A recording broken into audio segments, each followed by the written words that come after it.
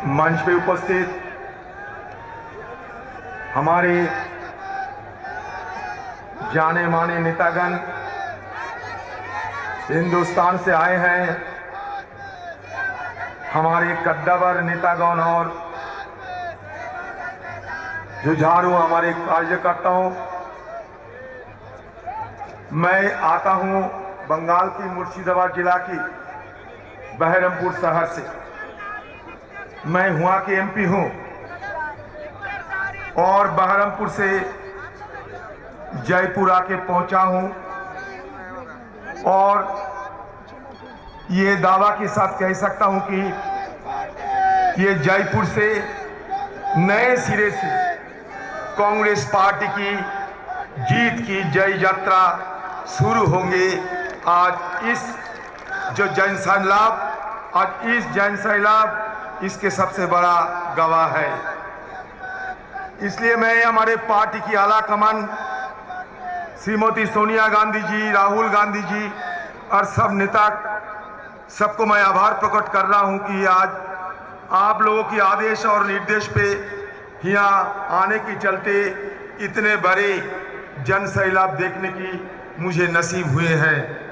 आप लोग इंतजार कर रहे हैं हमारे नेता राहुल जी, प्रियंका जी, सोनिया गांधी जी की भाषण सुनने के लिए। मैं ज़्यादा वक्त नहीं लूँगा क्योंकि हमारे बहुत सारे नेता यहाँ मौजूद हैं। मैं सिर्फ एक छोटी सी बात कहना चाहता हूँ। ये मोदी जी हर चीज़ में सुबह शाम हमें अमृत वर्षण करते हैं। बाहर के देशों में जाके कहते कि हम 5 अमृत तत्व लाए हैं, तो मोदी जी हमें कौन कौन सा अमृत पिलाए हैं ये हमें जरा देखना पड़ेगा। मोदी जी आने के बाद नोटबंदी कर दिए। नोटबंदी के चलते सारे हिंदुस्तान में त्राही त्राही मच चुके थे, आप सबको याद है। और मोदी जी उस समय हमें अमृत बरसाते हुए ये ज्ञान दे रहे थे कि अगले तारीख में हम डिजिटल इंडिया बनाऊंगा। जो डिजिटल इंडिया की सपने राहुल गांधी जी किए थे, सिर्फ किए ही नहीं, राहुल गांधी जी हिंदुस्तान में ये क्रांति लाए थे इंफॉर्मेशन टेक्नोलॉजी में। और मोदी जी और राजीव गांधी जी की, हमारे स्वर्गीय राजीव गांधी जी की जो इंफॉर्मेशन टेक्नोलॉजी की जो शुरुआत किए थे, उनको हथियाते हुए अपने नाम डाल के वो सेव लेना शुरू कर दिए हैं। तो मोदी जी हर काम में सेव लेने में माहिर ये साबित कर चुके हैं। लेकिन आज क्या हुआ? आज जब हमारे डिजिटल सारे व्यवस्था ने पूंजीपतियों के हाथ में चले गए, चुनिंदा पूंजीपति जब सारे डिजिटल दुनिया को अपने कब्जे में ले लिए, तो मोदी जी की अपने वो अकाउंट भी आज हैक हो रहे हैं। मोदी जी के अपने खुद अकाउंट वो बचा नहीं सकते, वो हिंदुस्तान के आम लोगों की, आप हम सबको अकाउंट कैसे बचाएंगे? ये मोदी जी जीएसटी लाए सारे हिंदुस्तान की, जो हमारे छोटे मजले पर की सारे बिजनेसमैन हैं, सारे बिजनेसमैन के अंदर एक त्रासदी रचा दी। मोदी जी लॉकडाउन के चलते, मोदी जी बिना सलाह मशवरा करके, लापरवाही के चलते, जब लॉकडाउन घोषित किया, लॉकडाउन के चलते हिंदुस्तान में हजारों लोगों की मौत हो गई थी। और इस लॉकडाउन के चलते 14 करोड़ बेरोजगारों को जो रोजगार करते थे उनको नौकरी चली गई।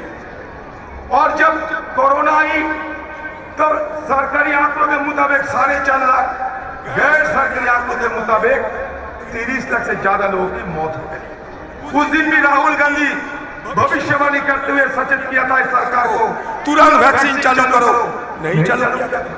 अगर उस समय सही वक्त पे वैक्सीन चालू करा देते तो आज हमारे हिंदुस्तान में लाखों की तादाद में लोगों की ये मौत की शिकार न होने पड़ती। मोदी जी 3 काले कानून लाए, किसानों को धमकी देके, किसानों के खिलाफ संघर्ष जारी करके, किसानों को खालिस्तानी पाकिस्तानी बना के ये किसान आंदोलन को इन्होंने आम लोगों के सामने बेइज्जत करने की कोशिश की थी, लेकिन आज ये किसानों की धक्के में उनको सारे काले कानून वापस लेने पड़ी। तो ये आम लोगों की जो धक्के हैं लोकतंत्र में, ये चुनाव में आम लोग की जो धक्के होते हैं, ये धक्के बड़ा ताकतवर होते हैं। जब पिछले उपचुनाव में सारे हिंदुस्तान में मोदी जी को जब हार की सामना करने पड़ी, तो मोदी जी आके ये समझा कि अभी हाल बेहाल हो रहे हैं, अभी पेट्रोल डीजल की कीमत घटाओ। लेकिन पेट्रोल डीजल की कीमत घटाते हुए वो हिंदुस्तान की प्रांतीय सरकार को, सूबों की सरकार को 44,000 करोड़ की और उन्होंने क्षति की है, अपनी जेब से 44 पैसे नहीं डाले हैं। तो इसलिए कहते हैं राहुल जी मतलब संघर्ष, कांग्रेस मतलब संघर्ष, राहुल जी मतलब आंदोलन, कांग्रेस मतलब आंदोलन।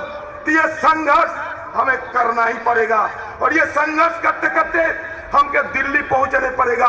2004 साल में सबने कहा था कि कांग्रेस से कुछ नहीं होने वाला है, लेकिन सोनिया गांधी जी के नेतृत्व में एक बार नहीं दो बार कांग्रेस सत्ता पे आसीन हुई थी। आपको याद दिलाता हूं। तो राहुल गांधी जी और कांग्रेस ये संघर्ष और आंदोलन जानते हैं, तो इसलिए कहते हैं कि ये संघर्ष हमें करना पड़ेगा, ये संघर्ष हमें जारी रखने पड़ेगा। न संघर्ष का तकलीफ मजा क्या है जीने में, बड़ा बड़ा तूफान थाम जाएगी जब आग लगी हो सीने में। जय हिंद, वंदे मातरम।